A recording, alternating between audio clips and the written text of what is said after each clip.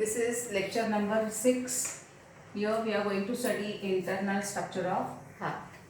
See, the diagram is there in front of you without labelings. So while practicing, you can draw this diagram first and later on we will see the internal structure. In external structure we have studied before also, that is it consists of 4 chambers. These upper 2 are atria. So this is the right atrium and this second one is the left atrium. Similarly, the lower chambers are called as ventricle. So this is right ventricle and this is called as left ventricle. Okay, so 4 chambered heart. Now we'll see the characteristic feature of atria first. Remember that atria are thin walled. As the diagram shows, this wall of the atria, it is thin as compared to this wall of the ventricles. So first characteristic feature, atria are thin walled, ventricles are thick walled. Second characteristic feature, atria are receiving chambers.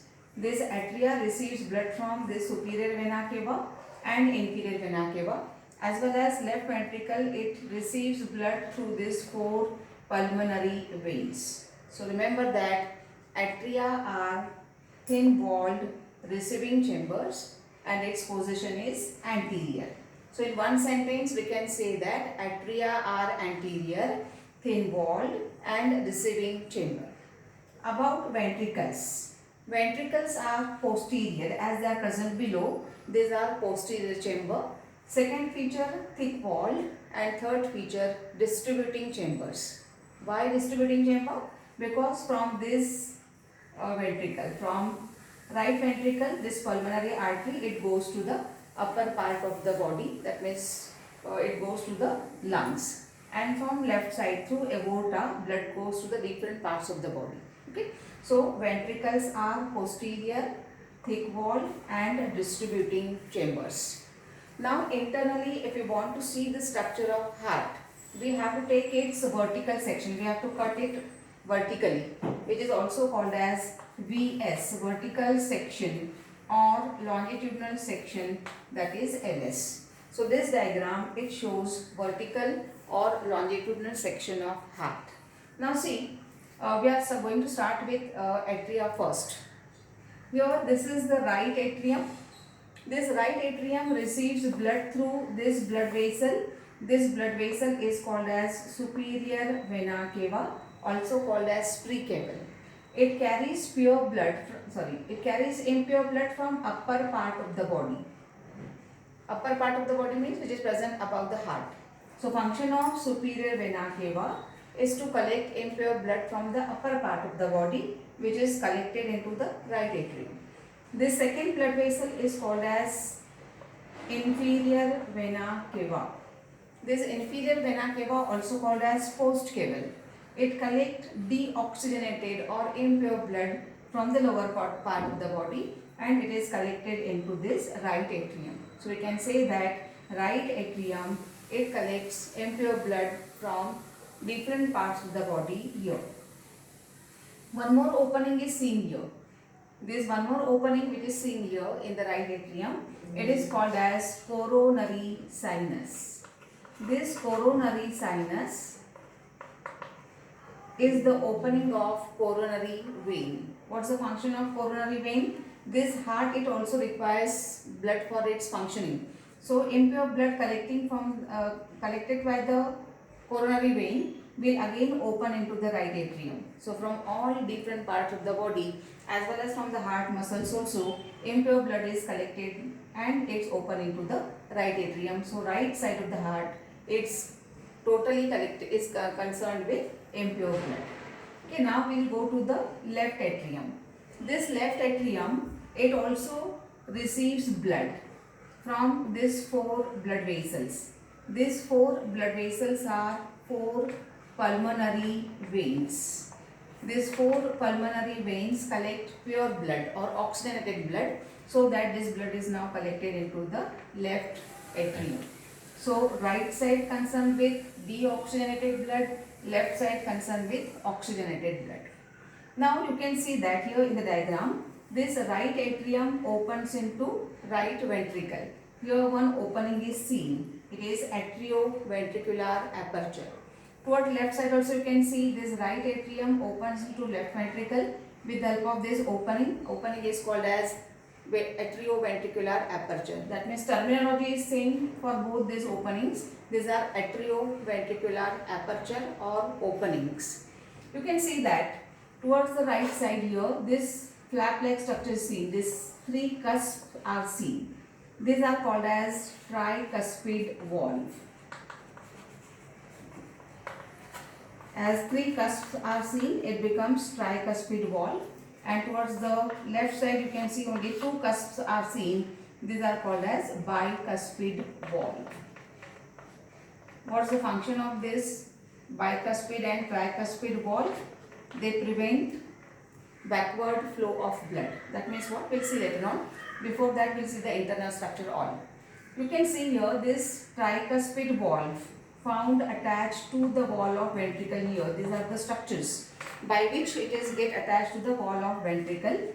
These attachments are called as chordae tendineae. Remember that these are the chordae tendineae.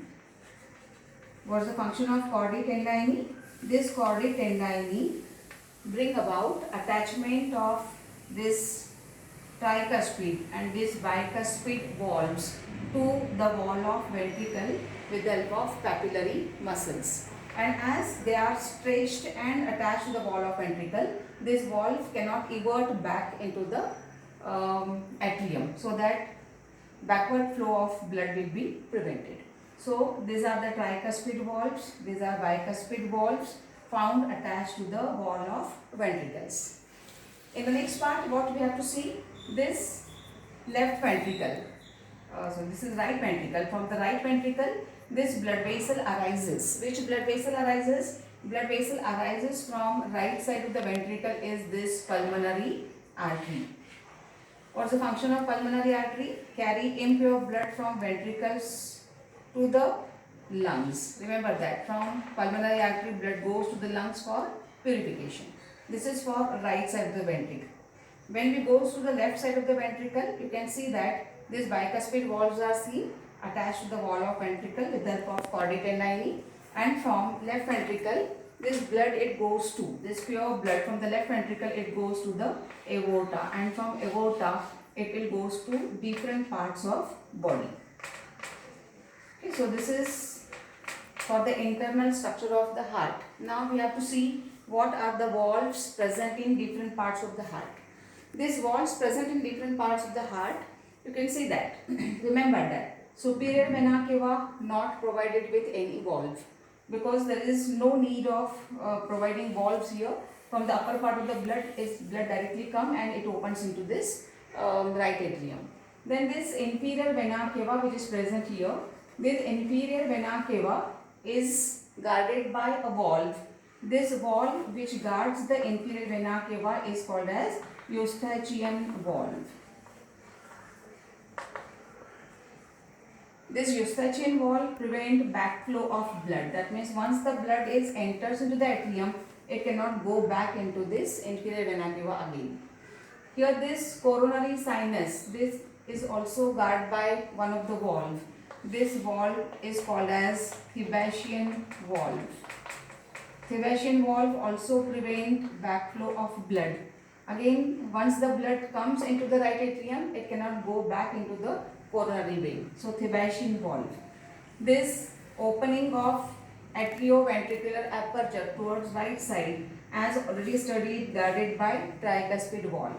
Left auriculoventricular aperture guarded by bicuspid valve. And you can see here this cusp-like structure. Cusp-like structure present at the base of this pulmonary artery, and here at the base of aorta. This is guarded by again valve. Same name is given to this valve. This is semilunar valve.